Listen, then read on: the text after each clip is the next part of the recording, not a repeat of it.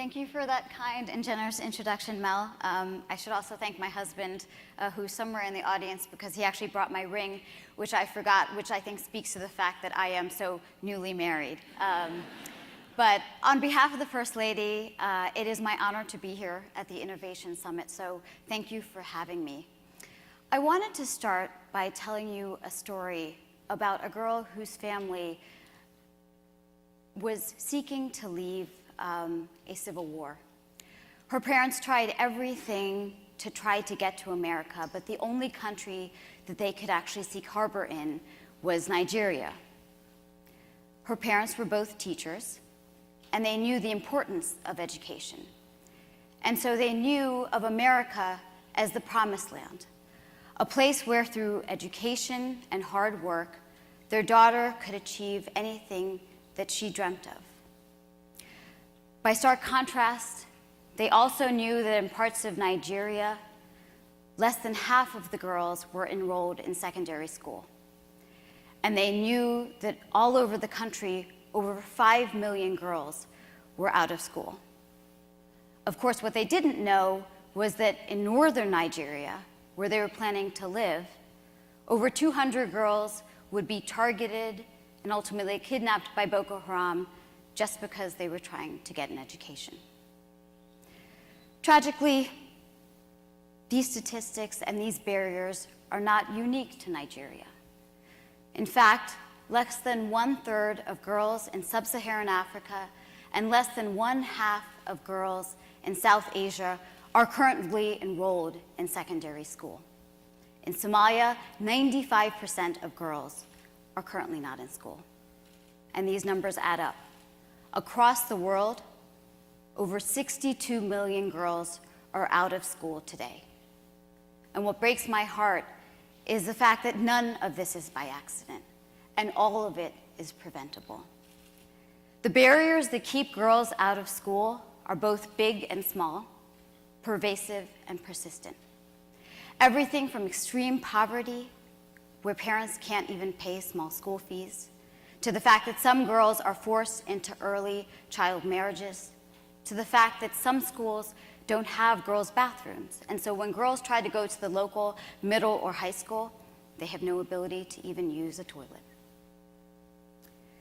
To address these barriers, the President and First Lady launched Let Girls Learn last March of 2015, in order to support the 62 million girls who should be in school, but are not. Because we know that by investing in these girls, by giving them an education, there are no limits to what they can achieve and the impact they can have. We know, for example, that educated girls are able to raise healthier families. A Lancet study, for example, has shown that increasing girls' education was responsible for more than half the reduction in child morbidity and mortality that was experienced between 1970 and 2009. We know that educated girls earn higher incomes. And what's striking is how significant the impact is. For each additional year of secondary school, a girl's earning potential increases by 15 to 25%. And we know that more girls in school can boost a country's entire economy, which is why economists like Larry Summers have concluded that girls' education is the single highest return investment we can make in the developing world. And girls who become leaders in their communities and their countries take on issues ranging from public health to the environment to issues related to conflict and war. And yet, even knowing all of these benefits and so many more, we still aren't able to guarantee girls an education. And so that's why the administration launched Let Girls Learn in order to advance adolescent girls' education through a few key areas. So first, let me talk about our governmental engagement and diplomatic engagement. The US government has been increasing our funding for adolescent girls' education, just as we've been increasing our support for adolescent girls' programming. We've partnered with countries like the UK, Japan, Pakistan, South Korea, just to name a few examples, in order to create a global coalition around girls' education. We've worked with multilateral organizations like the World Bank, and just this April, during the spring meetings, we worked in collaboration with them to announce a new $2.5 billion in support of adolescent girls' education over the next 5 years.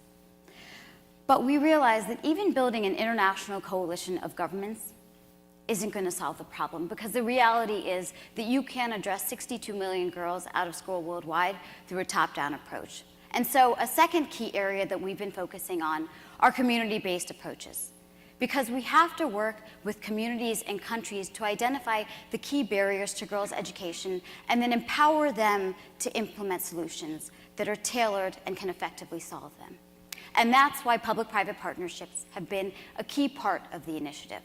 So we've partnered with IBM, Johnson & Johnson, JetBlue, Procter & Gamble, Land's End, Barney's, foundations like UPS and Xerox foundations, even academic universities like Georgetown and Cambridge. Because we know that each of these companies and institutions, and many of those in the audience today, are already working to critically fight for women and girls. And so we've wanted to partner with them in order to advance the collective cause. Finally, we've been working to engage a broader audience in order to increase awareness and to get individuals to take action. And so last September, we launched our hashtag 62 Million Girls campaign at the Global Citizen Festival, just as in March at South by Southwest, we partnered with Change.org in order to create a pledge so that individuals can take action. Obviously, we've done a lot in the past year, and I'm excited to announce that in the past year, while we have made important strides, the best, I believe, is really yet to come. And so during the remainder of this administration, and frankly, well beyond, you will see the First Lady and the President continuing to engage on global girls' education. So you may ask, why am I so personally passionate about girls' education? Because that story that I told you at the start of this talk about the girl and her family, that's my story. Just as my family was about to leave Sri Lanka for Nigeria, my parents got their green cards to come to America. And so I had the opportunity to go to Yale and Oxford and Yale Law School, and now to work with the First Lady. And that's why I'm here today. And that's why I'm here to ask for your help. Because every girl around the globe, regardless of where she was born, deserves a quality education. And that's why I'm here to ask for your help today. Because you represent and lead corporations and small businesses and foundations that are transforming industries and fields. You lead organizations and movements that are changing people's lives. And by your examples and how you've chosen to invest your time and money, you've shown fidelity to the fundamental principle that a girl's ability to achieve her dreams should only be limited by her imagination. We know that girls' education is the best investment we can make, not just in their futures, but in the future of their families, their communities, and countries. And that's why it's our responsibility as leaders, as philanthropists, as citizens of this country and our world to help let girls learn. Thank you.